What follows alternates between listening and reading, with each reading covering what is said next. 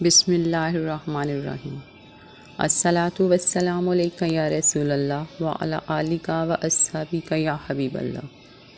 حضرت عثمان غنی رضی اللہ تعالیٰ عنہ کے متعلق پچھلی ویڈیو میں ہم نے دیکھا کس طرح حضرت عثمان پر جو الزامات لگائے گئے تھے وہ سب ایک سازش کا حصہ تھے۔ آج کی ویڈیو میں ہم جانتے ہیں کہ کس طرح حضرت عثمان رضی اللہ تعالیٰ عنہ نے ان سازشوں کو روکنے اور ان کی اصلاح کرنے کی کوشش کی۔ شورش کے انسداد اور اصلاح کی آخری کوشش۔ غرض یہ حقیقت ہے کہ ان تمام الزامات جن کی بنیاد پر سازش، فتنہ پردازی اور انقلاب کی عمارت قائم کی گئی تھی اور اس حد تک مکمل ہو چکی تھی کہ اس کا انہدام تقریباً ناممکن ہو گیا تھا، تاہم حضرت عثمان بن عفان رضی اللہ تعالیٰ عنہ نے شورش رفع کرنے کے لیے، اصلاح اور شکایتوں کے ازالے کے لیے ایک آخری کوشش کی اور تمام اعمال کو دارالاخلافہ میں طلب کر کے اس کے متعلق ایک مجلس شورا منعقد کی، جس میں حضرت امیر معاویہ رضی اللہ تعالیٰ عنہ، عبداللہ بن ابی سرا، سعید بن العاص اور عمرو بن العاص رضی اللہ تعالیٰ عنہ خاص طور پر قابل ذکر ہیں۔ حضرت عثمان بن عفان رضی اللہ تعالیٰ عنہ نے ایک مختصر تقریر کے بعد موجودہ شورش کو رفع کرنے کے متعلق ہر ایک سے رائے طلب کی۔ عبداللہ بن عمر رضی اللہ تعالیٰ عنہ نے کہا، امیر المومنین، میرا خیال ہے کہ اس وقت کسی ملک پر فوج کشی کر دی جائے، لوگ جہاد میں مشغول ہو جائیں گے تو فتنہ و فساد کی آگ خود بخود سرد ہو جائے گی۔ سعید بن العاص نے کہا، موجودہ شورش صرف ایک جماعت کی وجہ سے ہے، اگر اس کے سرکردہ قتل کر دیے جائیں تو مفسدین کا شرازہ بکھر جائے گا اور ملک میں کامل امن و ایمان پیدا ہو جائے گا۔ حضرت امیر معاویہ نے کہا، ہر ایک کامل اپنے صوبہ میں امن و امان قائم رکھنے کا ذمہ لے، میں ملک شام کا ضامن ہوں۔ عبداللہ بن سعد نے کہا، شورش پسند گروہ حریص و طمع ہے، اس لیے مال و زر سے ان کا منہ بند کیا جا سکتا ہے۔ عمرو بن العاص نے کہا، امیر المومنین، آپ کی بے اعتدالیوں نے لوگوں کو احتجاج حق پر آمادہ کیا ہے، اس کے تدارک کی صرف دو ہی صورتیں ہیں، یا عدل و انصاف سے کام لیجئے یا خلافت سے کنارہ کشی کیجیے، اگر یہ دونوں ناپسند ہوں تو پھر جو چاہے کیجیے۔ حضرت عثمان نے تعجب سے عمرو بن العاص کی طرف دیکھا اور فرمایا، افسوس، کیا تم میری نسبت ایسی رائے رکھتے ہو؟ عمرو بن العاص خاموش رہے، لیکن جب مجمع منتشر ہو گیا اور تنہا حضرت عثمان رہ گئے تو کہا، امیر المومنین، آپ مجھے بہت زیادہ محبوب ہیں، مجمع عام میں میں نے جو رائے دی وہ صرف نمائشی تھی تاکہ مفسدین مجھے ہم خیال سمجھ کر اپنا رازدار بنائیں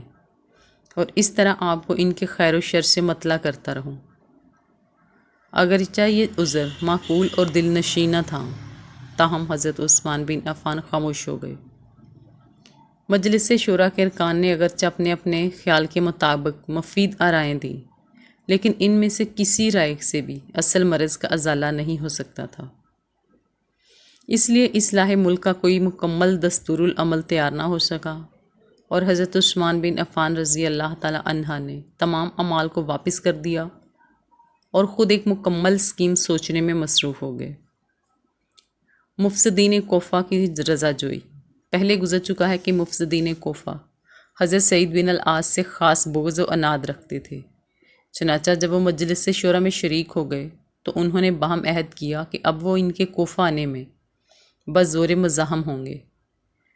چنانچہ جب سعید بن العاص مدینہ سے کوفہ گئے تو مفسدین شہر سے باہر نکل کر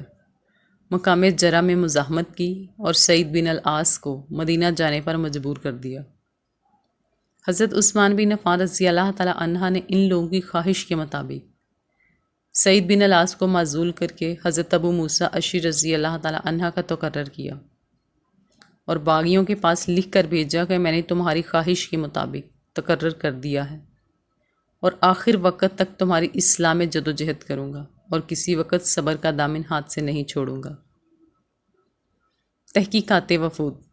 حضرت عثمان بن عفان رضی اللہ تعالیٰ عنہ برابر اصلاح ملک کی فکر میں تھے کہ کوئی مناسب تدبیر سمجھ میں نہیں آتی تھی۔ حضرت طلحہ بن عبید اللہ رضی اللہ تعالیٰ عنہ نے مشورہ دیا ملک کے مختلف حصوں میں حالات کی تحقیقات کے لیے وفود روانہ کیے جائیں۔ حضرت عثمان بن عفان رضی اللہ تعالیٰ عنہ کو یہ رائے پسند آئی، چنانچہ 35 ہجری میں حضرت محمد بن مسلمہ کوفہ، اسامہ بن زید بصرہ، عمار بن یاسر، سر عبداللہ بن عمر شام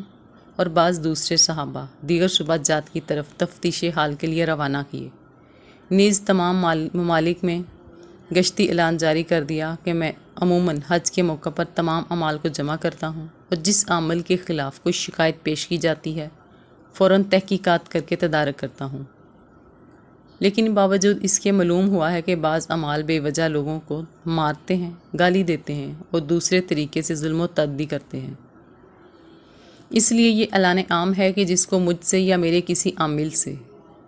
کوئی شکایت ہو وہ حج کے موقع پر بیان کرے،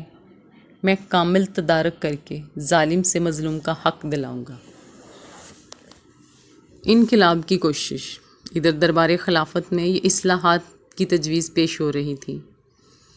دوسری طرف ملک میں ایک عظیم الشان انقلاب کی سازش مکمل ہو چکی تھی۔ چنانچہ بصرہ، کوفہ اور مصر کے فتنہ پردازوں نے آپس میں طے کر کے اپنے اپنے شہر سے حاجیوں کی وجہ میں مدینے کا رخ کیا تاکہ حضرت عثمان بن عفان رضی اللہ تعالیٰ عنہ سے بزور اپنے مطالبات تسلیم کریں۔ مدینہ کے قریب پہنچ کر شہر سے 2-3 میل کے فاصلے پر قیام کیا اور چند آدمی جو اس جماعت کے سرکردہ تھے باری باری حضرت طلحہ، حضرت زبیر، حضرت سعد بن ابی وقاص اور حضرت علی رضی اللہ تعالیٰ عنہ کے پاس گئے، وہ اپنی وساطت سے معاملے کا تصفیہ کرا دیں، لیکن سب نے اس جھگڑے میں پڑنے سے انکار کر دیا۔ حضرت عثمان رضی اللہ تعالیٰ عنہ کو فتنہ و فساد کا دبانا اور لوگوں کی صحیح شکایت کا رفع کرنا بہرحال منظور تھا، اس لیے انہوں نے مفسدین کے اجتماع کی خبر سنی تو حضرت علی المرتضیٰ کو بلا کر کہا کہ آپ اس جماعت کو راضی کر کے واپس کر دیجئے، میں جائز مطالبات کے تسلیم کرنے کے لیے تیار ہوں۔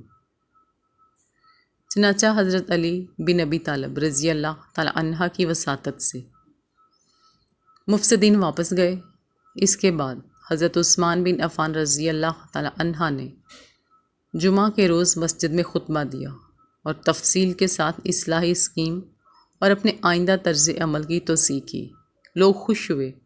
کہ اب متنازعات کا خاتمہ ہوگا۔ جدید اصلاحات کی اجراء سے ایک طرف تو بنو امیہ کا زور ٹوٹ جائے گا، دوسری طرف باغ اسلام میں جس کو مسلسل 5 سال کے فتنہ و فساد اور سازش فتنہ پردازی کی باد خزاں نے بے رونق کر دیا ہے، پھر تازہ بہار آ جائے گی۔ لیکن یہ گنچہ سرور ابھی اچھی طرح کھلا بھی نہ تھا کہ مرجھا گیا۔ ناظرین،